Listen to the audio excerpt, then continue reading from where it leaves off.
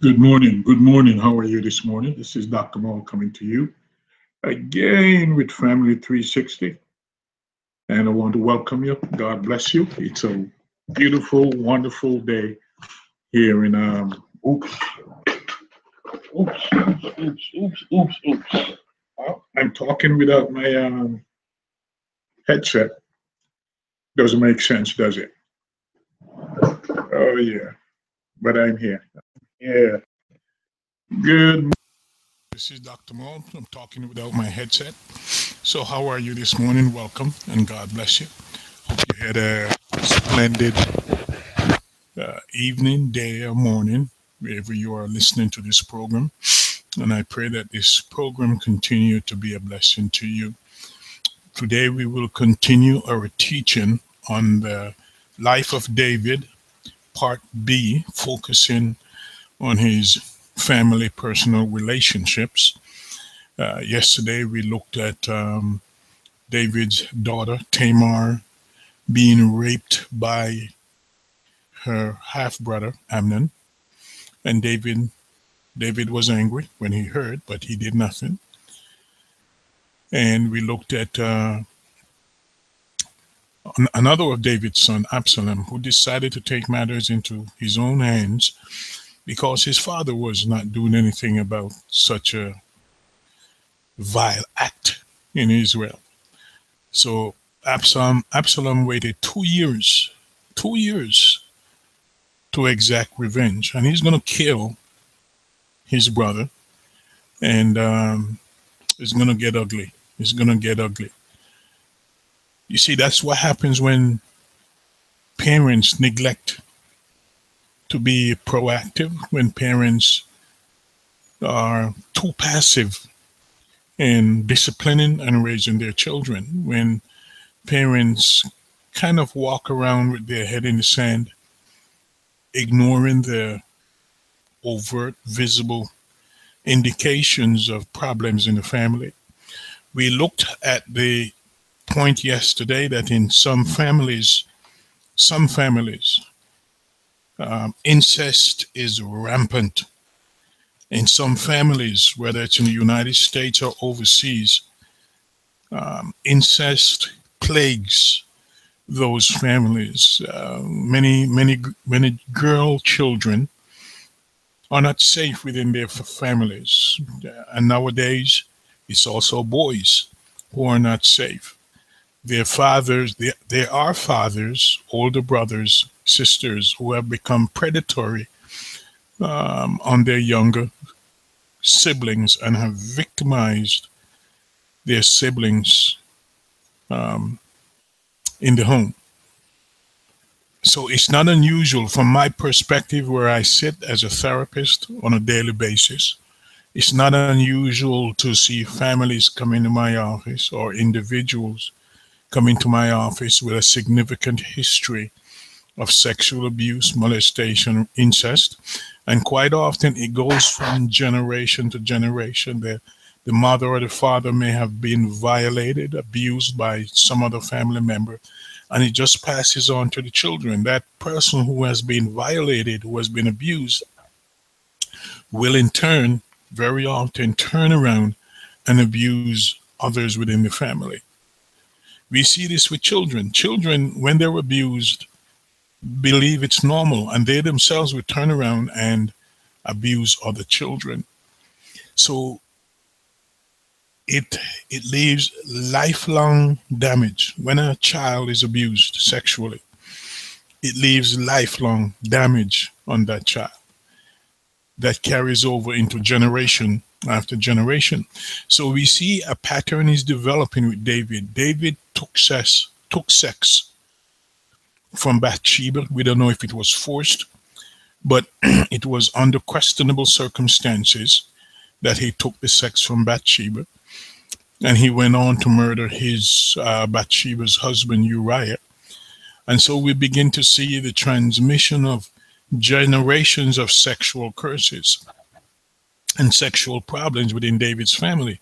So we see now his son taking sex forcefully from his half sister, and David ignoring the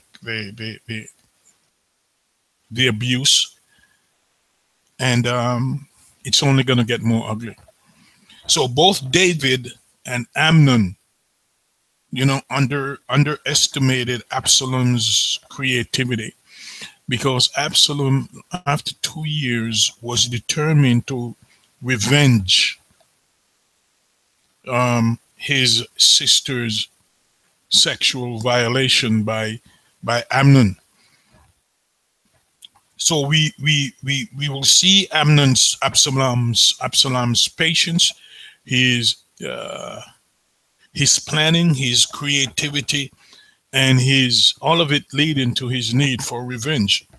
So Absalom created a feast, and he asked David to send all his kids, all his siblings, to this feast that he had created. And we see, yesterday I touched on the manipulation of David by his sons. Absalom manipulated David in allowing Tamar to come and wait on him. Now we see Absalom manipulating David. We see David himself being a chief manipulator with his interactions with Bathsheba and Uriah. Your children are not much different than you. Our children are quite aware of our tactics, our methods, how we go about getting things done. We are the role model to our children. Our family members look at us, see us as role models. So, don't be alarmed when you see that Absalom, Amnon, and other family members will also attempt to manipulate David. So Absalom put on this feast. After 2 years, man, he held on to a grudge. What about you? Have you been holding on to a grudge? And for how long? 2 years, Absalom held on to the grudge. He had a plan, and over 2 years, he came up with a way to exact revenge on his brother for raping his sister. So Absalom asked David to allow Amnon and all his brothers to join him in Baal Hazor for a feast, a sheep shearing feast. David asked why, but David did not pursue the matter strongly. Again, not suspicious of the actions of a son. And for David, this nastiness between Amnon and Tamar, and Absalom, he may have put it in the past. This nastiness, this anger, this hate between the Absalom, Amnon, and Tamar had to be quite visible within that family. Because even David himself thought his nastiness with Bathsheba was in the past as well. So Absalom got David to okay this visit, and Amnon showed up at the feast without a worry, without a concern, believing that everything was going to be okay. Everything was going to be all right. Amnon showed up. There was no alarm given to Amnon. There was no alarm detected by Amnon. I don't know if Tamar was at this feast, and I doubt if Tamar was at this feast. I doubt if Tamar knew of Absalom's plot to kill Amnon. But Absalom had designed a plot to kill Amnon, and Absalom's servants did the dirty job. Just as Joab did a similar dirty deed for David. You see these kids, man. Oh, it's amazing. Like father, like son. Absalom got his own men to kill Amnon in the same way that David got Joab to kill Uriah. Absalom had time to carefully orchestrate this plan. And perhaps he had, daydreamed or fantasized about avenging, you know, his sister's reputation. Day after day, for 2 years, he watched Tamar. Remember, Tamar was living in his house. So day after day,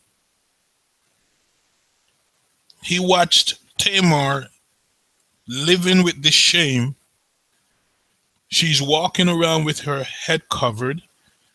She is no longer a jewel. She is no longer a prize. She is now no longer sitting waiting for her husband to whom she could declare her virginity. Tamar was in turmoil emotionally, physically, was in turmoil. And so she had her face covered, her head covered. She had to give up the prized dress that symbolized virginity. And so she was in a lot. And Absalom had to see that. Absalom had to live with that. So in the midst of the party, Absalom's servants killed Amnon. The party scene. Everybody is having a good time. Amnon is having a good time. He's drinking, eating, partying, having fun, making merry. Where was Absalom? Absalom was around, but I guarantee you he was not interacting with Amnon. And as I said, what's her name? Tamar was not there. And suddenly, in the midst of all this merrymaking, the servants of Absalom struck and killed Amnon. So all hell broke out. All hell broke loose. At this moment, there was pandemonium at this party. And everyone fled. Everyone fled. Everyone ran to save their lives. Because Absalom had taken care of the business that David chose to ignore. After 2 years, Absalom's revenge materialized. The scene was set. The partygoers were in place. The memory was intact. The killers were in place. The victim, not innocent, but the victim, Amnon, was in place. Without security, without protection, because it was Amnon's party and all security was to be provided by him.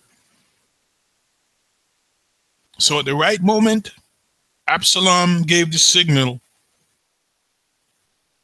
and Amnon was killed. He was pounced upon mercilessly and he was killed. Absalom showed that he was a patient man, but a killer. He was patient, but he was also ruthless. He was patient, but he was also vindictive. Not only had he helped his sister, he also had cleared a way for him to take the throne. This is the first attempt by Absalom to begin to plan to take the throne from David. And this boy, listen, don't put anything beyond your kids. There are some kids who have turned and killed their parents because they cannot wait for their parents to die for them to get the inheritance. There are some kids who have killed their parents because they did not like their parents telling them what to do, to take their medication, to go to school, to stay away from certain companies. There are certain girls who have set their parents up to be killed by their boyfriends, because the parent has been too stringent, too strict in limiting the comings and goings of that girl. So she got angry. She talked to her boyfriend about it, and some of these boyfriends, like fools, carry out the dastardly deed.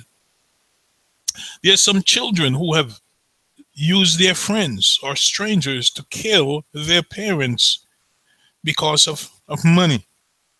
So we see Absalom begins his plot to become king. And this is his first adventure into killing a sibling who also is a rival for the throne.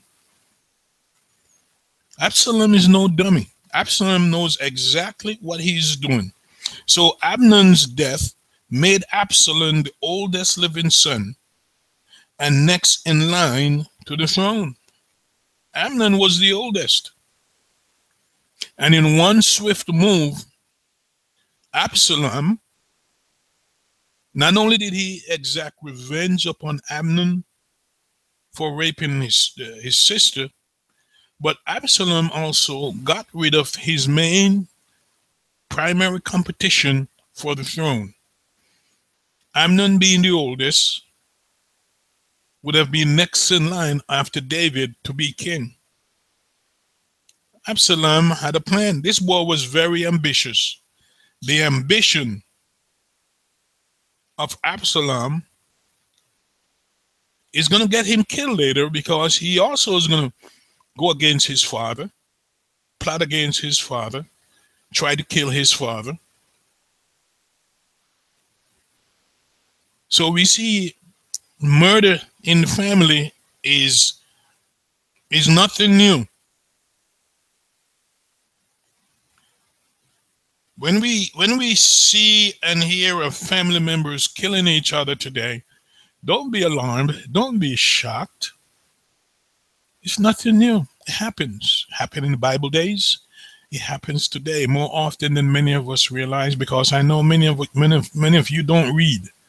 You don't watch the news. You don't keep up with the news. You don't get a newspaper. You don't go on the internet and see what's going on, in our country and across the world. Jesus said in the last days that parents would turn against children and children against their parents. It's happening today. It's been happening for ages, for decades. The coming of God is sure. He said, when you see these things, these signs, look up, because your redemption draws nigh. We see the violence among family members is out of control. I'm not even talking about murder, suicide, the poisoning of other family members, the murder for hire, the contract killing of a spouse or a parent. It's out of control. And I'm talking to you as a former police officer who's seen it. I'm in this field of psychology, psychotherapy, therapy. So I'm up to date on these things, in terms of reading and being informed of the problems that consumers are bringing into my office. As a pastor, I did the same thing, that I could preach and teach about some of these things. These are the realities of our day. So Abnon's death paved the way for Absalom to become the first in line, or the next in line to the throne. Was he his father's son or not? Like father, like son. Some of the very same things that David did, now we see his son, Absalom, doing some of the same thing. Ambitious to no end. He would do whatever he had to do to succeed, to ascend to the throne. Absalom began to plot his way to the throne. And David, as of yet, David don't see the signs. David is not paying attention to this boy's plots. And by the time David realized what his son was up to, it was going to be too late. It was going to be too late. So the initial report that David received stated that Absalom had killed all of David's sons, which was not true. He didn't kill all of them, and David believed it. 2 Samuel 13 verse 31 says, the king rose, tore his garments, and lay on the ground. And all his servants who were standing by him tore their garments. So there was some false reports that all his sons, that would have been tremendous tragedy for David if all his sons were dead. But no, there are people who love to carry news carriers. They susu here and susu there. They're rumor mongers. And unfortunately, many of those people, they carry the wrong news. They run with the wrong news, with the wrong report. And so they create stress. They create problems. Here it is. Somebody ran with the wrong report, with wrong news, and told David that all his sons were dead when that was not the truth. You see, because that would have threatened David's everlasting dynasty, which God had promised him, if all his sons were dead. Was Solomon among this lot? The great king that was yet to come, who David didn't pay much attention to? David's plan was not for Solomon to be the next king. That was God's plan. So we see David falling prostrate, renting his clothes, tremendous stress, tremendous depression, tremendous anxiety upon that news. Maybe also at this very time, David may have been thinking, maybe I should have been a better parent to my sons, to my children. You see, because when a parent is hands off, you leave your children to do whatever. When a parent is hands off, when a parent is not involved with the raising of their children.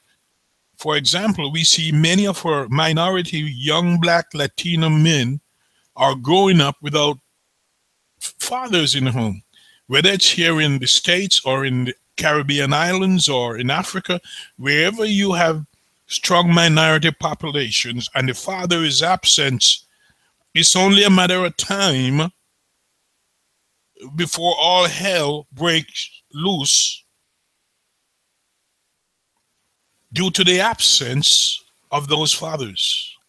Father absence is killing, is destroying our cultures, our societies, our nations, because our young men, whether they're Muslim, whether they're African or European or American or Caribbean, our young men without the guidance of a strong father is left to be mentored by their peers, by the criminal element that draws them into gangs, draws them into drugs, draws them into all manner of wrong behaviors and activities. So maybe David thought Absalom was coming after him. You know, after the news got to him that all his sons were dead. David got a major problem on his hand right now. He has a crisis on his hands. He doesn't have much information other than this wrong news that all his sons are dead. So what does he do? Okay, Absalom. So let's say David believed this wrong report that Absalom had killed all his sons. Where does David go? What does David do? Later on, we will see David running for his life without even a shoe on his feet from Absalom. And we see in this situation, we see a crisis at hand from unexpected source. David did not expect this crisis from his son. David did not expect this problem. Oh, David knew of his enemies. By this time, he has subdued all the nations round about him. He had loyalty of his soldiers. He had loyalty of the men and women around him. But he never expected it. This crisis in his own family with his own sons. Many of us, we go around, we look for the enemy outside. We don't look for the enemy around us. We don't look for the enemy inside of us, because many times we are our own worst enemies. Many times our worst enemy is sleeping in the bed next to us, is sitting at the table, eating, dining with us, is high-fiving and slapping us on the back. We are playing ball with them. Many times our enemies are right before us and we don't even know, you see, because we are not paying attention. So maybe David thought Absalom was coming after him. And so Jonadab, who had helped Amnon pull off the rape of Tamar, later, this same Amnon, this same Jonadab, later brought a true report, a proper report to David. This same Jonadab, who was a counselor, an advisor to David, later on brought the proper report that not all his sons were dead. I wonder if Jonadab admitted to his role in the rape of David's daughter.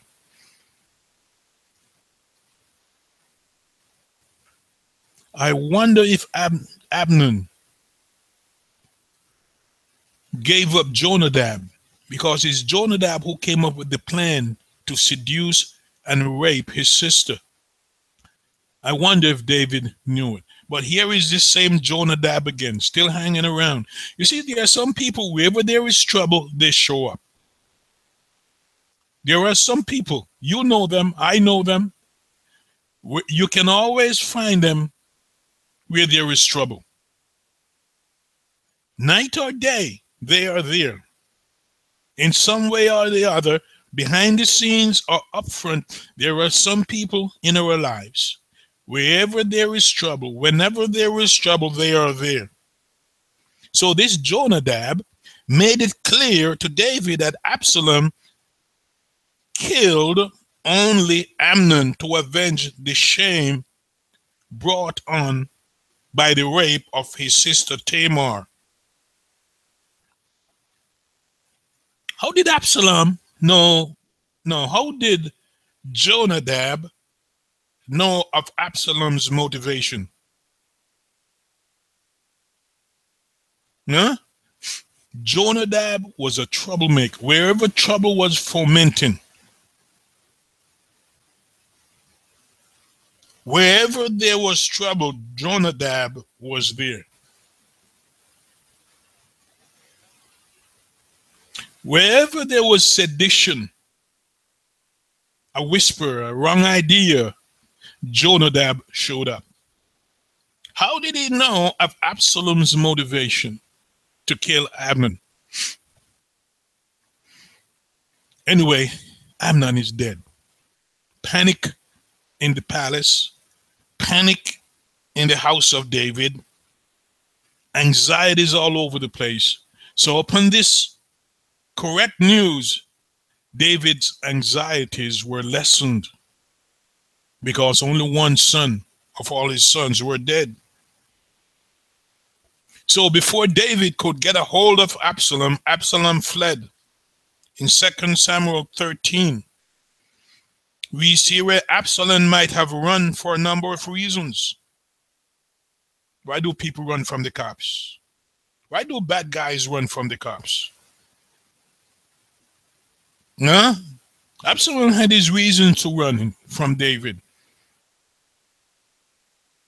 To avoid facing David, to hide from any of Amnon's allies, seeking revenge upon him, to save his life from David's possible word of retaliation. So just as David was a man on the run from Saul, Absalom was now on the run from David.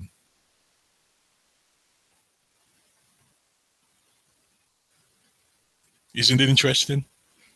Do you see how patterns get repeated? Even without one planning it, the problems of the parents are visited upon the children to the third and the fourth generation. So David grieved. Absalom is gone. David cannot catch him. David cannot get a hold of him. David grieved and must have been shocked at the turn of events. David must have been questioning his own sanity, his own mindset regarding the rape, because now he understands quite clearly why his oldest son, the possible successor in his mind to him to continue his dynasty, Amnon, is dead. Now David understands the reason why Amnon is dead. One day things are going right, going well. The next day, boom, all hell breaks loose. Chaos, turmoil, murder. And the words of the prophet Nathan were sinking in and filling David with dread and fear.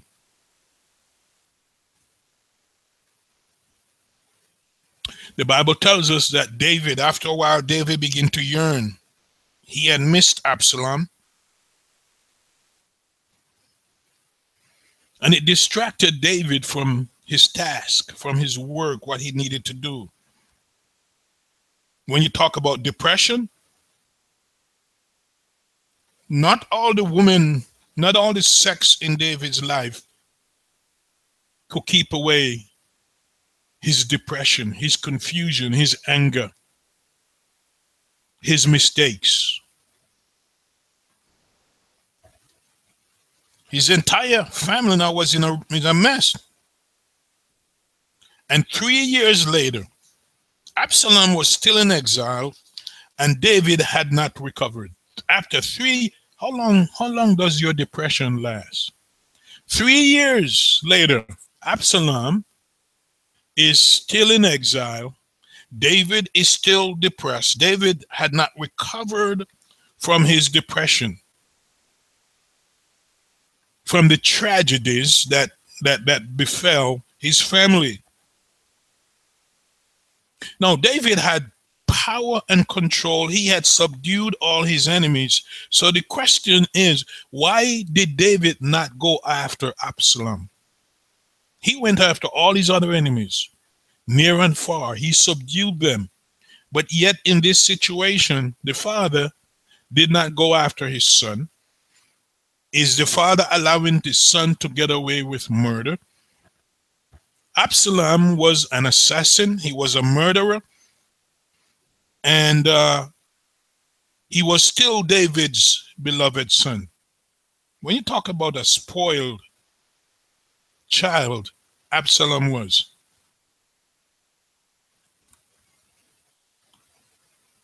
Children who are spoiled take their parents' love, benevolence for granted.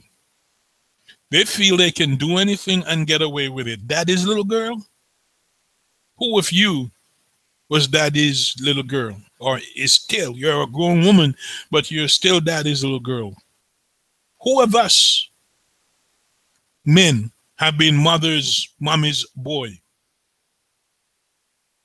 Mama's favorite son. He can do nothing wrong in her eyes. God help the woman who marries a mama's boy. God help her, because mama won't let go easily. A lot of marriages have been ended because of mama's boy unable to stand up to mama and let go of mama. So why did David not go after Absalom? Nobody could have stopped him. He's the most powerful king. He had the mightiest army. All he had to do was dispatch Joab, and to go get Absalom. And while Absalom was gone, what was he up to? Huh? Absalom was not thinking of coming back home. While he was gone, we don't know if his mother or sisters or brothers communicating with him. One thing we know about this Absalom, he was patient and long-suffering. And he was a schemer, a manipulator, and a planner. Later on, we will find out about some of his activities while he was in exile. But at the moment, we have no clue. We are clueless as to what Absalom is doing in exile. David has no clue what his son is up to. The other thing I want to bring to your attention during all of this drama crisis is God's silence. Early in David's career, God was very, very active. He and David were buddies, best of friends. God tagged David a man after my own heart. David did not make a move without checking with God. God never tired of David's inquiries and was more than willing to lead and guide David.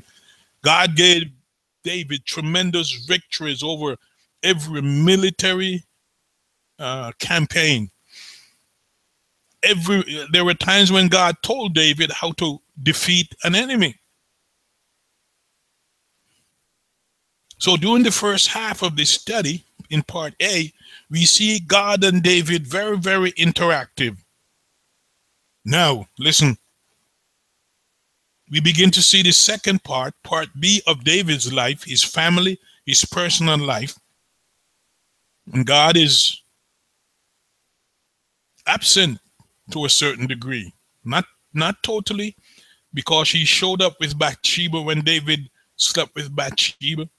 David thought he got away with it, but God punished him. But we see God falling off the scene again. And when David stayed in Jerusalem at the time, that rulers go to war, his whole life changed. His whole life changed.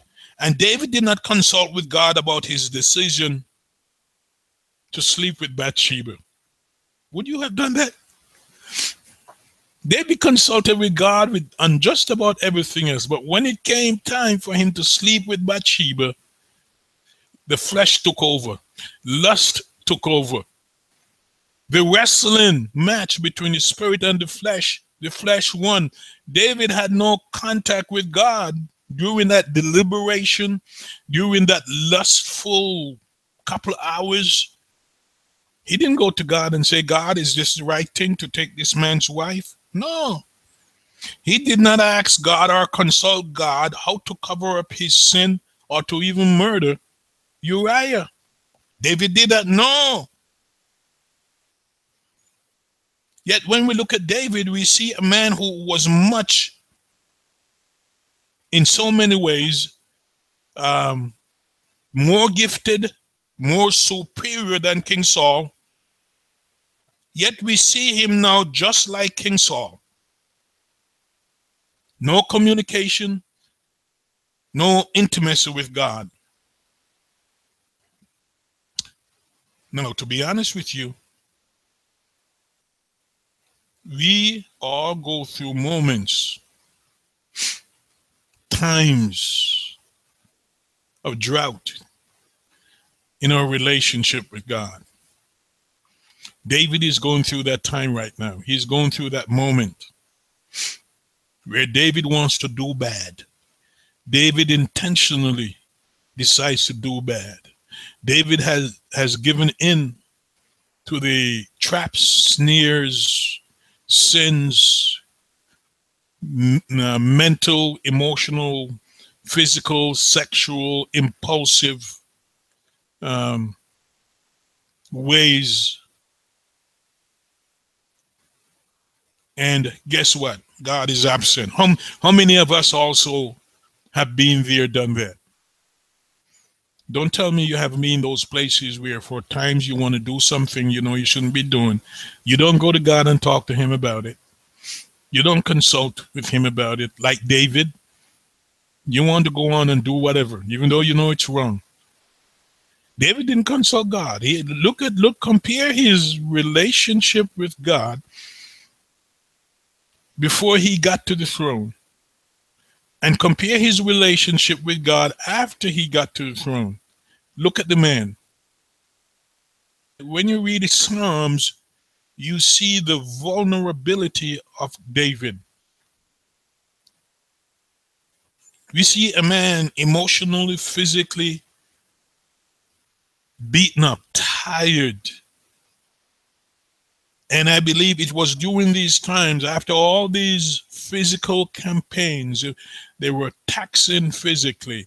All these wars, they were emotionally draining, financially draining. In every way possible, David was drained. And after those high victorious experiences, here comes the letdown. Listen, every time you have a tremendous victory, watch out for the enemy. He's coming after you.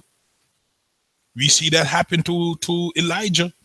After defeating all those prophets of Baal, it was only a little word from a little, maybe 5-foot woman, Jezebel, that sent Elijah into a tailspin, running for his life, asking God to kill him. The man wanted to commit suicide. After this tremendous experience on top of the mountain, here he comes. Now he's running for his life. Here is David. Tremendous experience, anointed experiences with God. And look at what happens. Now he's down in the valley, committed all kinds of sins and all kind of, we go through the same thing. Many of us preachers have been there. Many successful men, secular and Christian men, have been there.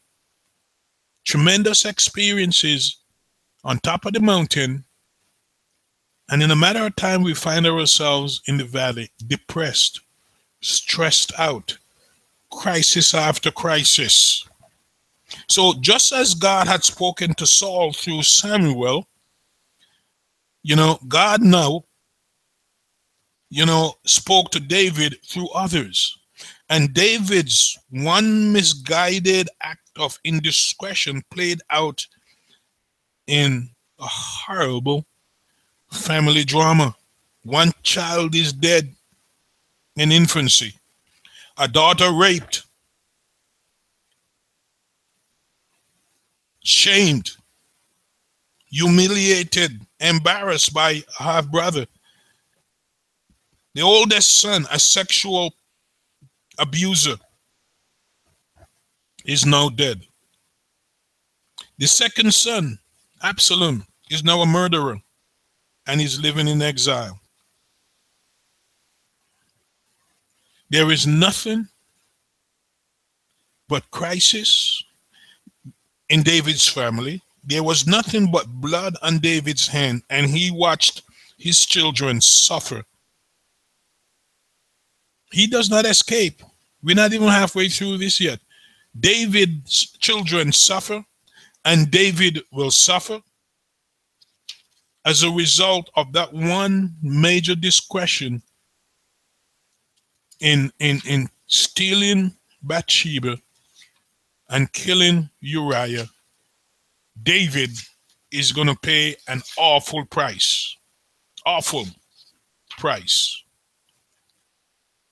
An awful price David is going to pay. And not just David, but his sons, his family.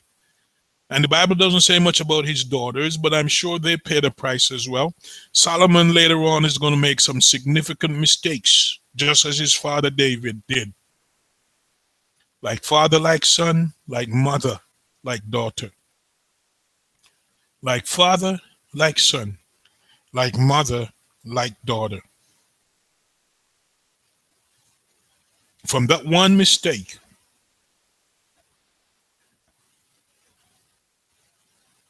he had all the other women in his quote unquote harem, all the other wives. From that one, beautiful women, by the way, from that one mistake, sleeping with Bathsheba, getting her pregnant, killing Bathsheba's husband so he could avoid being named the father of the child, and embarrassing Bathsheba. An awful price. The child dies in infancy. Tamar, his daughter, is raped, shamed, humiliated, and basically lived in exile. His oldest son, Amnon, the proposed successor to the throne of David, is killed because he raped his sister, and he's now dead. David's dynasty is being threatened. His second son, the next successor to the throne, Absalom, is now a murderer. He's on the run, and he is living in exile in a foreign country. The blood that David had on his hand because he killed Uriah is now coming home to roost in his own family, with his own children. The man after God's own heart was being pilloried, being beaten up. Just look at David right now. He looks pitiful. The blood has gone from him. He's pale, he's ashen, he does not look like the strong, robust David, because he is grieved over his family, the mess in his family. And beyond a shadow of a doubt, I believe that David knew it was because of him that his family is in so much mess. He could blame nobody else. Who's he going to blame? He can't blame Joab. He can't blame Bathsheba. Maybe David should have taken the child, and maybe things would have turned out so differently. Maybe David should have admitted that he slept with Bathsheba instead of manipulating his way out of it, eventually killing this woman's husband, a contract murder. So maybe if David had stood up to the plate with Bathsheba and said, we committed a sin, we were wrong, maybe things could have gone the other way. Maybe the child would still be alive. Who knows? Maybe Uriah would still be alive. But David went to the extreme, and now his family is paying the price. How many of us have been there, done that? How many men today are living in this sort of messed up family because of their sins, because of their wrongs? How many women today are living in messed up families? Some women have no families. They've given birth, but their children have abandoned them. They have walked away from them. Their husbands, the men who got them pregnant, have walked away from them because of their messed up selves, the mistakes, the things that they have done. Listen, families pay the price.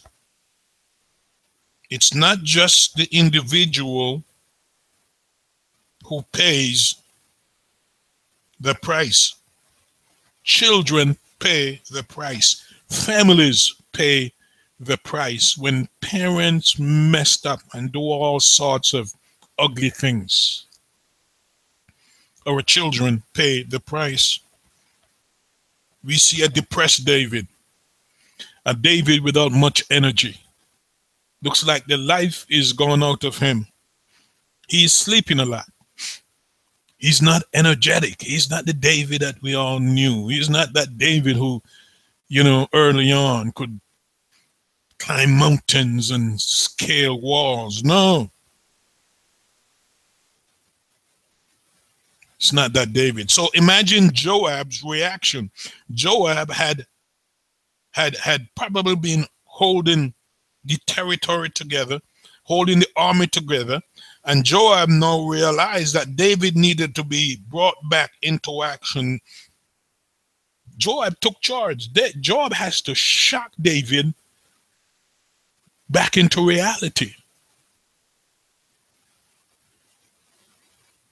Joab see this strong man that he once knew losing it. And Joab said, wait a minute.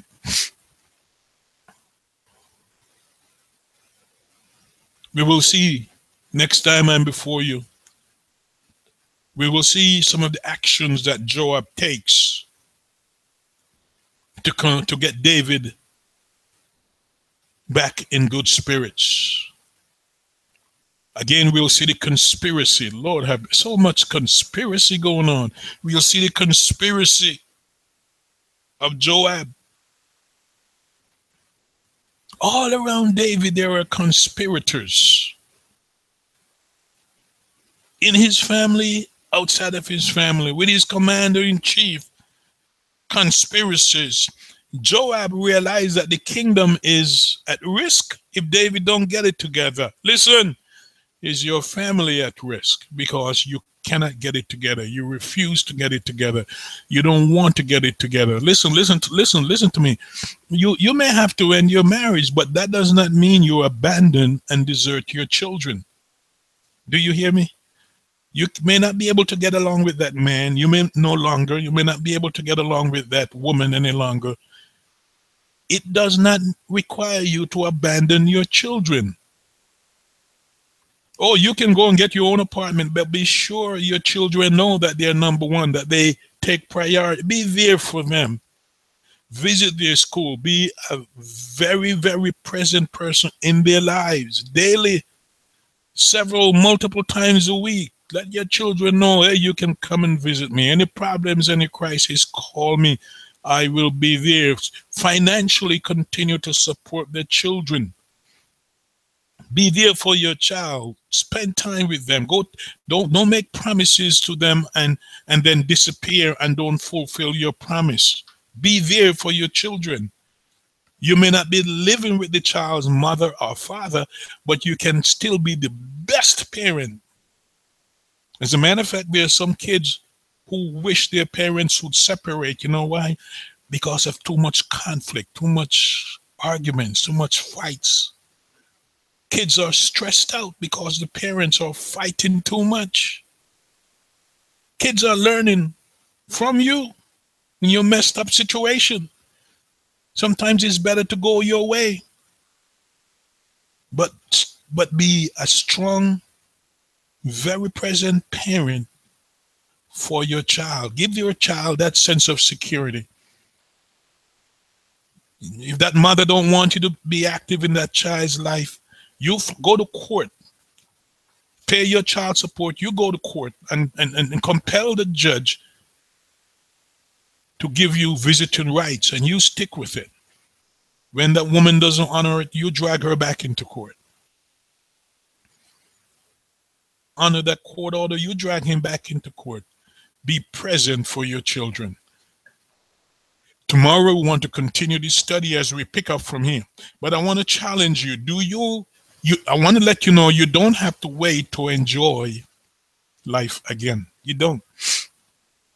Many Christians and non-Christians struggle for too long with mental health, divorce, marriage, and all kind of relationship problems that affect their lives daily. Every day you live with these conditions, the impact of how they affect your life. You can change this.